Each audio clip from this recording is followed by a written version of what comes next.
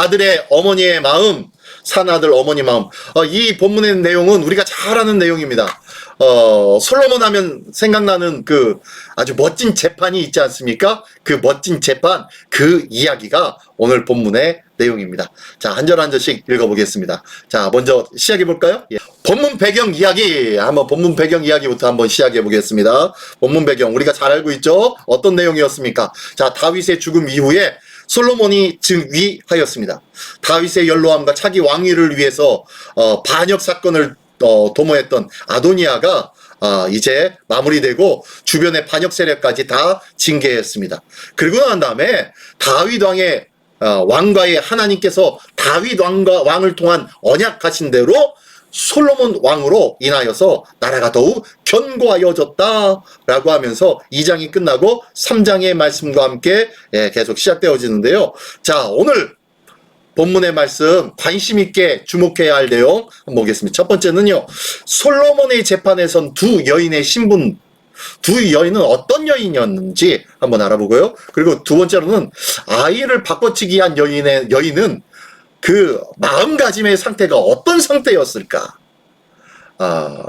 좀 한번 생각해 봐야 될 것 같아요. 그리고 세 번째로는요, 솔로몬의 판결이 주는 교훈, 이것은 무엇인가? 라고 했는데요. 사실 제일 중심이 되는 것이 이 세 번째입니다. 세 번째. 왜 그러냐면요, 우리가 이 사건에 대해서 너무 잘 알기 때문에 안 믿는 사람, 예수 안 믿는 사람도 이 사건을 알죠. 솔로몬의 재판 하면은 다 알죠. 그죠? 그 정도로 유명한데, 그러다 보니까 이 사건에 대해서 너무 선입견, 그리고 선제 지식으로 인하여서 정말로 깊게 봐야 될 것들을 보지 못하는 경우가 많아요. 자, 오늘 보지 못하고 있는 부분들이 혹시 있지 않은지 한번 점검하면서 한번 이 이야기를 같이 한번 나누기를 원합니다. 자, 본문으로 들어가 보겠습니다. 자, 사건의 발달. 자, 솔로몬의 재판 사건. 우리가 잘 알죠? 그 내용의 본문의 말씀은, 사건의 발단이 이렇습니다. 16절부터 22절까지의 내용인데요. 한번 읽어보겠습니다. 다 같이 한번 읽어볼까요? 시작. 그때에 창기 두 여자가 왕에게 와서 그 앞에 서며, 한 여자는 말하되, 내 주여, 나와 이 여자가 한 집에서 사는데 내가 그와 함께 집에 있으며 해산하였더니 내가 해산한 지 사흘 만에 이 여자도 해산하고 우리가 함께 있었고 우리 둘 외에는 집에 다른 사람이 없었나이다. 그런데 밤에 저 여자가 그의 아들 위에 누움으로 그의 아들이 죽으니 그가 밤중에 일어나서 이 여종 내가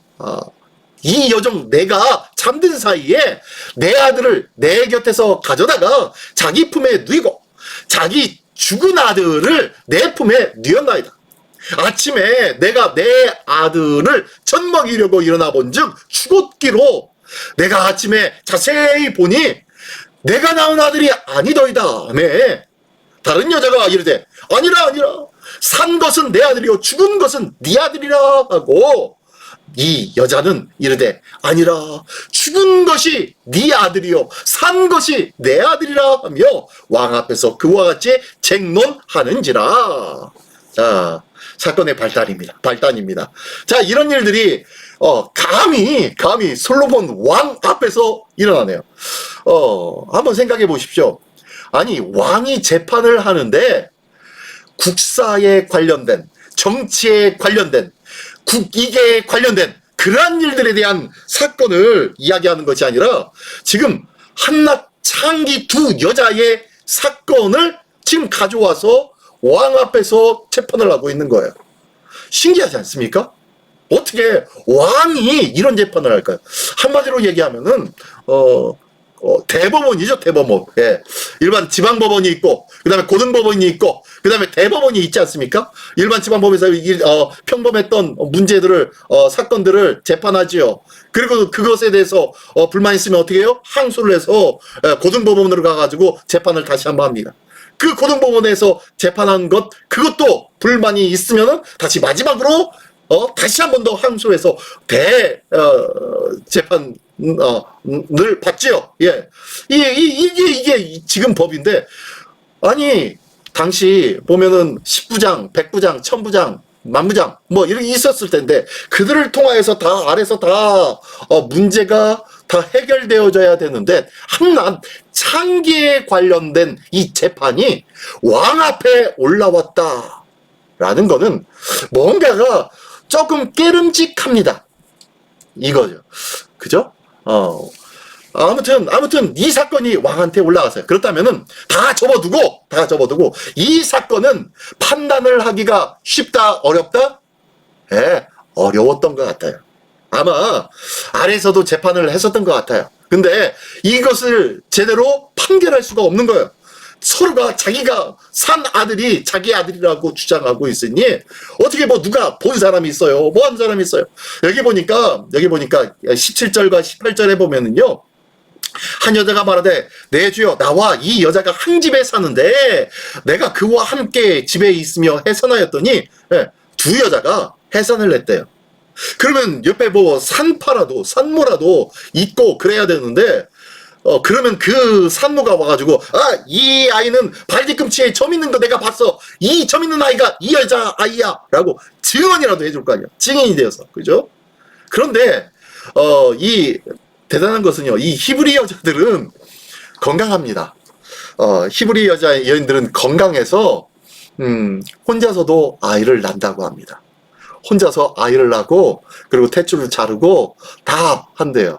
좀 우리나라 사람한테는 좀 이해가 되지 않겠지만 저쪽 북유럽에 있는 여인들을 아주 건장하죠. 귀골이 장대하고 저 덴마크나 독일 위에 있는 뭐 그쪽 북유럽에 있는 그 여인들은 아주 건강해서 그런 일들이 잦다고 그래요.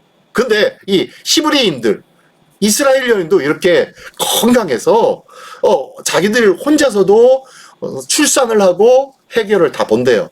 근데 어쨌든 한 집에 두 여자가 살았는데 두 여자가 다 임신을 해서 3일 만에 어떻게 서로가 출산하는 거예요. 먼저 출산한 여자, 다음에 출산한 여자. 3일 차이가 나서 출산을 했대요. 이 두 여인의 관계는 어떤 관계인지 잘 모르겠어요. 그리고 이 두 여인은 남편이 누구인지 그것도 잘 모르겠어요. 그런데 여기 보니까 창기다! 라고 한 것 보니까 아마 여기는 이 여인은 남편을 안다 모른다? 네, 둘 다 알지 못할 것 같아요. 몸을 파는 여인 같기도 합니다. 근데 조금 문제가 되는 것은 많은 신학자들은요, 결코 창기는 아니었을 거야 라고 주장하기도 합니다. 왜 그러냐면요, 여기서 얘기하는 창기라는 단어 자체가 우리나라를 번역하면서 창기라고 번역했지 우리가 잘 아는 그냥 호스테스예요. 호스테스라고 영문 성경에는 나오고 있고요. 그리고 그래요. 근데 이 호스테스가 뭐냐면 한 여관의 주인도 호스테스예요. 그 여관의 주인도 호스테스. 그래서 창기라는 것에 대해서는 조금 의문을 품습니다. 또 게다가 신명기인가? 예. 신명기 27장 17절. 신명기 27장 17절에는요. 이스라엘 여제 중에 창기가 있지 못하도록 하라. 라고 이미 법적으로 그렇게 해놨어요. 율법에서도 창기가 있으면 된다, 안 된다? 안 된다.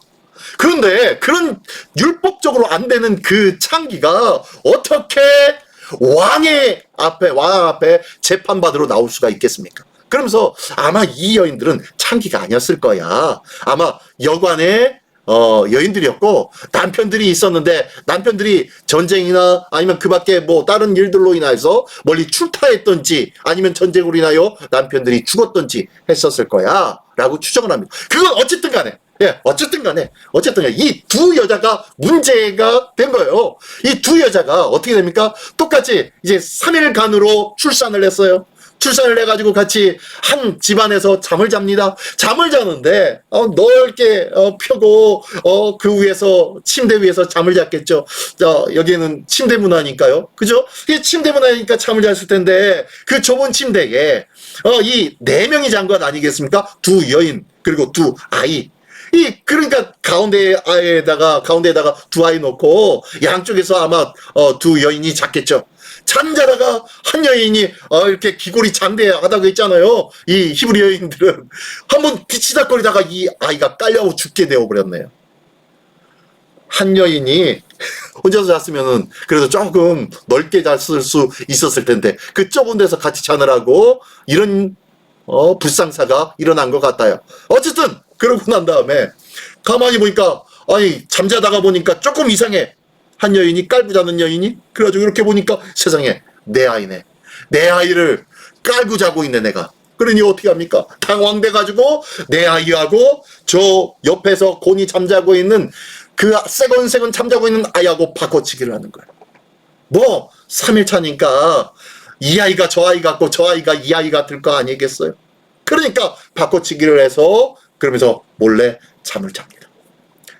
해가 뜹니다. 아침에 일어나가지고 이 젖먹이려고 보니까 세상에 내 아이가 죽었네요. 근데 여기 보니까 보니까 21절에 보니까 21절에 아침에 내가 내 아들을 젖먹이려고 일어나 본즉 죽었기로 이렇게 이렇게 우리 번역은 이렇게 되는데 원문에는 어떻게 나와 있냐면요. 아침에 내가 내 아들을 젖먹이려고 일어나 본즉 죽었기로가 아니라 내 아이가 죽었도다 라고 하면서 막 난리를 치는 거예요. 이런 식으로 표현되었어요. 원문에는. 네, 히브리어에는요. 내 아이가 죽었도다. 내 아이가 죽었다. 막 탄식하고 놀라는 거예요. 그러면서 뒤집어지겠죠. 그러면서 내가 아침에 자세히 보니 라고 하면서 다시 이 아이를 막 보는 거예요. 왜 그런지 막 숨을 쉬게끔 하고 심장도 뛰는지 소리도 들어보고 숨을 쉬는지 배나 막 가슴에다가 귀를 대어보기도 하고 그러면서 보니까 가만히 보니까 어딘가 모르게 달라요. 내가 그동안 젖먹이던 아이하고 달라요. 그래서 옆에 아이를 딱 보니까 세상에 그 옆에 있는 살아서 세곤세곤 잠자고 있는 아이가 내 아이네. 그러니까 이 두 여인이 싸우기 시작합니다. 이 아이가, 이 살아있는 아이가 내 아이다 라고 하면서 서로가 싸우기 시작하는 거예요. 그래서 아마 이렇게 재판의 자리까지 올라왔고 아래서 많은 사람들이 아니 누구 증인 쓸 사람도 없고 서로가 이 아이가 자기 아이라고 하니 누가 어떻게 해요? 뭐 증거도 없지 않습니까? 사진을 찍어놨겠어요? 몰래 놨겠어요? 그러니 어떤 사람도 이 재판을 해결할 수가 없는 거예요. 그러다 보니까 뭐 백부장의 재판, 천부장의 재판 하다가 결국에는 어떻게 해요? 왕의 재판 앞으로 올라갔어요. 자 보십시오. 그런데 기가 막힌 것은요.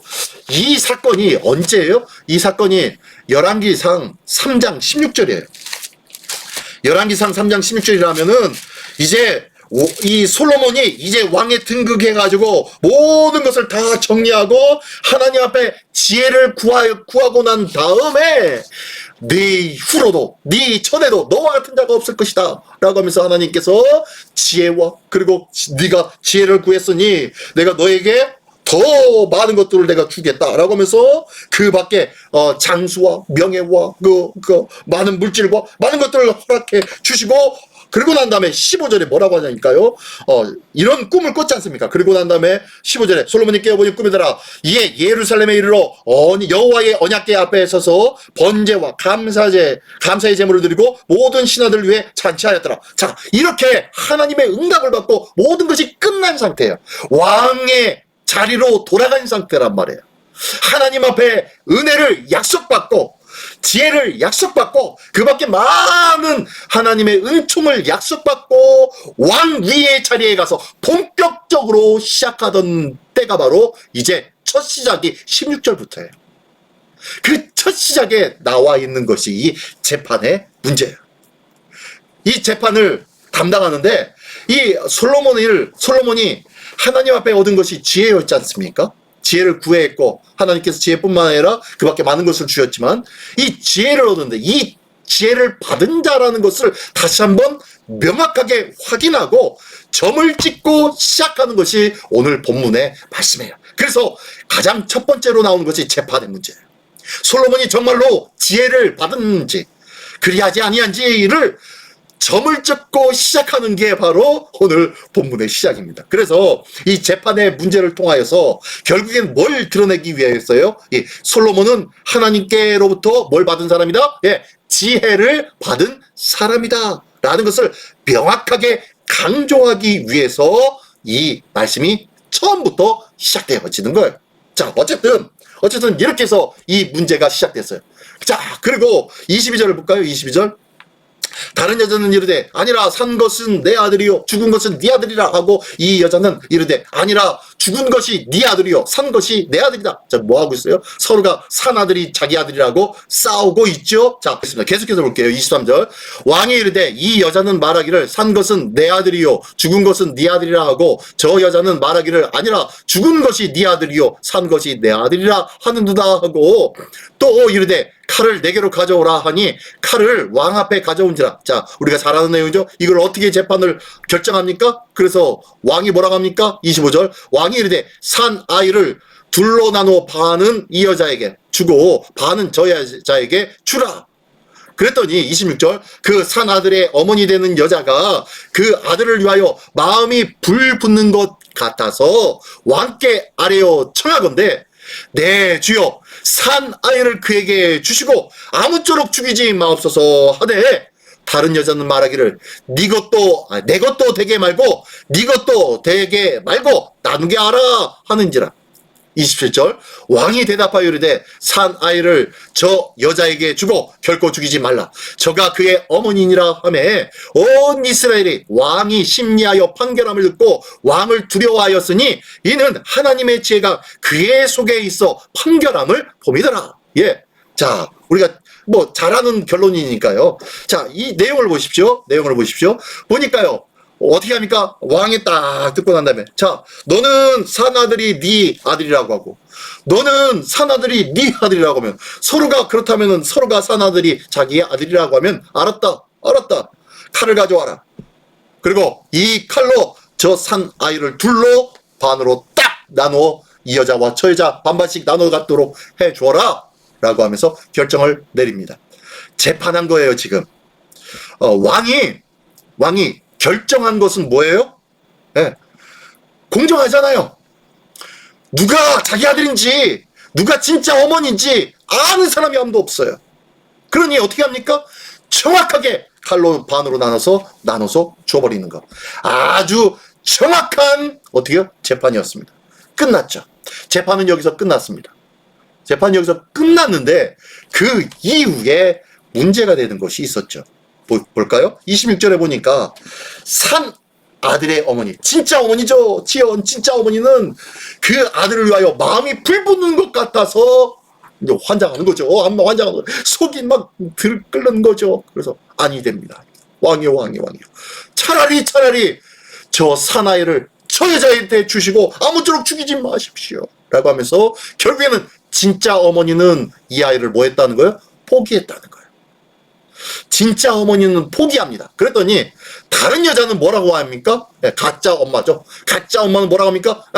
내 것도 되게 말고 저 사람 것도 되지 말게 하고 그냥 딱 나눠서 주십시오. 뭐예요? 왜? 재판관의 공정한 판결대로, 법대로 해요, 법대로! 하고 찢는 거예요. 나눠 갖는 거예요. 이게, 자, 두 종류의 사람을 볼 수 있어요. 모든 사람은 자기가 엄이라고 해요. 모든 사람은요, 자기가 살아있다고 해요. 다시 한번 얘기하면요, 모든 성도들은 나는 예수 그리스도로 말미암아 생명을 받은 사람이다 라고 해요. 그런데 생명을 받은 사람과 받지 않은 사람이 나뉘어지네요. 진짜 산 아들의 어머니는 다르네요. 하나님이 이 땅에 많은 사람들이 죽게 되었습니다. 그렇죠? 뭐 때문에요? 죄악으로 인하여. 죄악으로 인하여서 죽게 되었어요. 이미 심판이 되어버렸습니다. 모든 사람이 죄를 범하였음에 사망에 이르게 되었습니다. 끝나버렸어요. 모든 사람이 그 죄값이 사망을 그들의 등 뒤에 짐지고 살아가는 인생이 되어버렸어요. 그러니 죽어버리는 사람, 죽을 수밖에 없는 사망이 얹어내려진 이 땅의 모든 인생들, 이 인생들이 바로 이 아이예요. 산 아이예요. 서로가 이 산 아이를 자기 아들이라고 생각하는 거예요. 그런데 진짜 이 산 생명을 생명의 어머니는 뭐 하는 거예요? 그것을 포기합니다. 이 아이가 재판대로, 공정한 재판대로, 결정된 대로 이루어지는 것을 포기하는 거예요. 다시 한번 얘기하면요, 이 땅의 모든 인류는 다 죽을 수밖에 없는 죄인들 아닙니까? 사형이 내려진 그런 자 아닙니까? 그런데 사형이 내려진 이유가 뭐예요? 분쟁하고 있기 때문입니다. 분쟁하고 있기 때문이에요. 그러니 어떻게 해요? 한쪽에서 한 어미가 포기를 하면은 이 사형이 내려진 이 아이는 살 수가 있는 거예요. 비록 내가 낳은 아들이었지만, 내 생명의 아들이었지만, 내가 포기함으로 인하여서 이 생명이 살 수 있다는 것, 이것을 위하여서 내 생명을, 내가 낳은 이 생명을 포기해버리는 거예요. 이게 누구와 비슷합니까, 지금? 하나님과 비슷하죠. 하나님이 예수 그리스도의 갈보리 십자가, 그 사건이 바로 이 사건의 모습이에요. 이 사건에서 알 수 있는 것은 정말로 사랑하는 자, 정말로 큰 사랑을 하는 자가 포기하는 자예요. 내가 가질 수 있는 것을 포기하는 자예요. 이미 사망이 내려진 그것을 위해서 뭐예요? 내 생명을 포기해버리는 거예요. 이게 바로 예수 그리스도를 통한 십자가의 사랑이었습니다. 하나님은 이 사망의 내려진 이 인생을 살리기 위해서 당신을 이 땅에 던져서 이 땅에서 죽임당함으로 진정한 참 사랑을 입은 이 땅의 많은 인류들을 구원하셨다는 것을 믿으시기 바랍니다. 지금 솔로몬의 지혜로운 재판은요, 솔로몬이 참 지혜롭게 진짜 잘 재판했구나, 참 어떻게 모성애를 끌어올려서 이렇게 지혜롭게 재판을 잘 했다니, 대단해.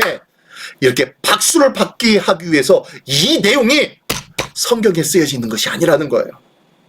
이 내용은 솔로몬의 지혜, 그 지혜처럼 하나님께서 우리를 향한 사랑의 지혜, 그래서 예수 십자가는 하나님의 지혜입니다. 하나님의 사랑의 확증입니다. 할렐루야. 예. 그 모습이 바로 표현되어지고 예표되어지는 것이 바로 이 솔로몬의 지혜로운 재판의 모습이라는 거예요. 우리가 이 사건에 대한 더 깊이 담겨져 있는 하나님 사랑의 그 근거들을 기억하기를 원합니다. 오늘 말씀은 이거예요. 예? 자, 계속해서 안 읽은 말씀 계속 볼까요? 26절에 보니까요, 26절 다시 한번 볼게요. 그 산 아들의 어머니가 되는 여자가 그 아들을 위하여 마음에 불붙는 것 같아서 왕께 아뢰어 청하건대 내 주여 산 아이를 그에게 주고 아무쪼록 죽이지 마옵소서 하되, 다른 여자는 말하기를 내 것도 되게 말고 네 것도 되게 말게 하소서 말고 놔두게 하라 하는지라. 27절 28절 왕이 대답하여 이르되 산 아이를 저 여자에게 주고 결코 죽이지 말라, 저가 그의 어머니이니라 하며, 온 이스라엘의 왕의 심리하여 판결함을 듣고 왕을 두려워하였으니 이는 하나님의 지혜가 그의 속에 있어 판결함을 봄이라. 많은 이스라엘 사람들이 그제서야 솔로몬 왕 진짜 잘 세웠네 라고 인정을 하는 거예요. 이 시대는 어떤 시대입니까? 전쟁이 있었던 시대입니까? 솔로몬의 시대는 전쟁의 시대가 아니었어요. 솔로몬의 시대는 평화와 번영의 시대였습니다. 다윗 왕까지는요, 정복의 시대였고, 그리고 전쟁의 시대였어요. 그래서 그 전쟁으로 말미암아 많은 나라로부터 존경과 공경과 그리고 많은 선물을 받았던 때가 바로 아버지 다윗의 왕국 때였고, 솔로몬의 제국의 때는 이 아버지로부터 부여받은 이 놀라운 위엄의 자리, 그 자리에서 끊임없이 계속 선물을 받으면서 어떻게 해요? 번영과 그리고 평화가 나타났던 시대가 바로 솔로몬 시대예요. 그럼 그 시대는 전쟁이 없었잖아요. 전쟁이 없었으니 그 전쟁이 없는 그 시대에는 무엇을 통해서 정말로 멋진 왕이구나, 정말로 대단한 왕이구나 라는 이러한 공경과 존귀함을 받을 수 있었을까요? 그것이 바로 뭐였어요? 지혜였습니다. 그래서 하나님의 지혜가 이 솔로몬 왕에게 있는 것을 보고 그제서야 많은 사람들이 보고 솔로몬 왕을 어떻게 해요? 두려워했다. 예. 왕에 대하여서 그제서야 인정하고 존귀하다고 표현하는 거예요. 자, 근데 보면요 한 가지 이 여인이 이사야서 49장 15절의 말씀입니다. 여인이 어찌 그 젖먹는 자식을 잊겠으며 자기 태에서 난 아들을 긍휼히 여기지 않겠느냐. 혹시 그들은 혹시 잊을지라도 나는 너를 잊지 아니할 것이라. 자, 이게 누구의 마음입니까? 하나님의 마음이죠. 예. 여인이 젖먹는 자식을 어떻게 잊겠니? 근데 혹시 어미가 자식을 잊는다 할지라도 오죽 답답하면 오죽 급했으면은 젖먹이는 자식까지 잊을 정도로 어려운 일들이 있었겠습니까? 그렇게 어려운 일이 있어가지고 여인이 그 젖먹는 자식을 잊는다고 할지라도 아버지 하나님은 잊지 않을 거야 결코 라고 그렇게 말씀한 것이 이사야서 49장 15절의 말씀입니다. 근데요 뭐라고요? 자기 태에서 난 아들을 긍휼히 여기지 않겠느냐. 긍휼이라는 말씀을 하는데요, 이게 바로 이 산자의 어미 되는 자의 마음이었을 거예요. 그래서 마음이 불붙는 것 같아 가지고 죽이지 마십시오. 차라리 저 여인에게 주십시오 라고 이야기했을 거예요. 자, 이게 바로 뭐예요? 뭐 어떤 마음이요? 사랑의 마음이죠. 이게 바로 긍휼이죠. 근데요 야고보서 2장 13절의 말씀에 보면 이 말씀이 있습니다. 한번 읽어볼까요? 긍휼을 행하지 아니하는 자에게는 긍휼 없는 심판이 있으리라. 긍휼은 심판을 이기고 자랑하느니라. 자, 이 말씀을 볼 때마다요 저는 이 솔로몬의 재판이 생각납니다. 다시 한번 이 말씀을, 무슨 내용이냐, 긍휼을 행하지 아니하는 자, 사랑이 없는 자는 긍휼 없는 심판이 있으리라. 긍휼 없는 심판이 있대요. 솔로몬의 재판 가운데 결정 내려서 언도한 것이 뭐였습니까? 저 산 아들을 칼로 갈라라, 나눠라, 그래서 반반씩 주어라 라는 것이 심판이었습니다. 심판. 이 죽은 아들의 어머니, 아이를 바꿔치기 한 어미는 어떻게 해요? 내 것도 되게 말고 저 여인의 것도 되지 않도록 반으로 쭉 나눠서 그렇게 줘요 라고 하면서 뭘 얘기하는 거예요? 긍휼이 없는 심판을 선택합니다. 근데요 사랑이 있는 자, 자기 친어머니, 나를 통하여서 생명을 낳은 어머니는 어떻게 합니까? 긍휼이 있는 자, 사랑이 있는 자예요. 그래서 어떻게 해요? 그 긍휼을 행하지 않는 긍휼은 심판을 이기고 자랑합니다. 어떤 심판을 이겼어요? 사망의 심판을 이겼어요. 결국에는 솔로몬 왕이 어떻게 했다고요? 잠깐 저 아이를 죽이지 말아라. 그리고 저 아이를 저 여인에게 주고 저 여인에게 주라. 저 여인이 진짜 어머니다 라고 하면서 명확하게 판결하죠. 그러면서 긍휼은 심판을 이기고 자랑하느니라. 맞습니다.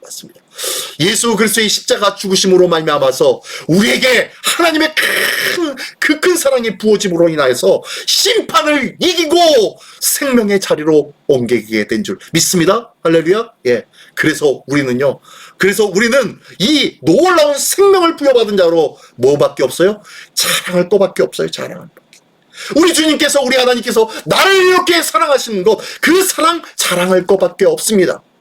이 온 땅과 만물을 창조하신 하나님께서 나를 향해서 이렇게 위대하신 하나님의 사랑을 베풀어 주셨다는 것, 그것이 기쁨이고 감사이고 은혜가 아닙니까? 우리 아버지는 크신 하나님이야, 우리 아버지는 많은 것을 가지신 하나님이야 라는 것이 자랑이 되는 것이 아니라요, 그 모든 것을 가지신 하나님이 나를 위해서 모든 것을 포기하고 죽으셨다는 것, 이것이 우리의 자랑이 되어야 할 줄 믿습니다.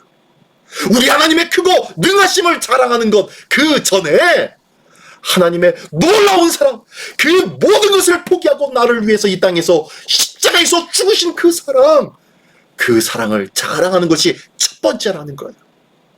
우리의 진정한 자랑은 예수 그리스도 크신 하나님의 사랑임을 오늘도 믿으며 자랑하시는 우리 모두가 되시기를 예수님의 이름으로 축원합니다. 자, 함께 품어보는 마음 한번 보겠습니다. 첫 번째, 미천한 자들의 사건을 통하여 왕의 면모를 증명합니다. 왕의 면모를 증명했대요. 왕의 왕다움을 증명되어졌습니다. 왕의 왕다움은 뭐 때문이었다고요? 네, 지혜. 누가 주신 지혜? 하나님께서 주신 지혜. 하나님의 약속과 함께 주신 지혜. 그 지혜로 말미암아 미천한 자들의